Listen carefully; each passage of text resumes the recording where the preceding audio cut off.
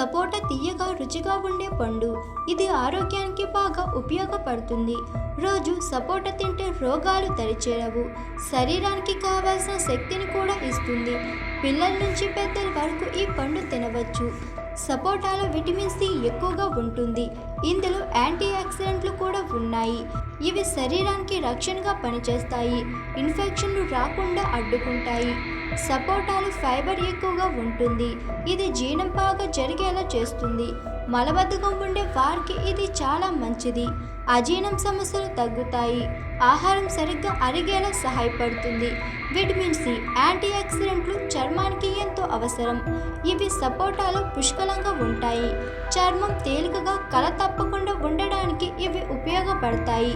చర్మం కాంతివంతంగా కనిపించేందుకు సహాయపడతాయి. సపోటాలో పొటాషియం ఎక్కువగా ఉంటుంది. ఇది రక్తపోటును సమతుల్యంగా ఉంచుతుంది. బీపీ ఎక్కువగా ఉండేవారు తినడం వల్ల మంచి ఫలితం కనిపిస్తుంది. గుండె ఆరోగ్యం బాగుండడానికి కూడా ఇది సహాయపడుతుంది.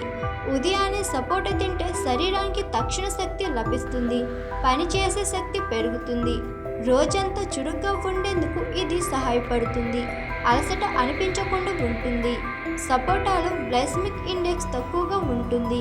దీనివల్ల రక్తంలో చక్కెర స్థాయి అదుపులో ఉంటుంది. అధిక బరువు ఉన్నవారికి ఇది అనుకూలంగా పనిచేస్తుంది. తక్కువగా తిన్నా తృప్తిగా అనిపిస్తుంది.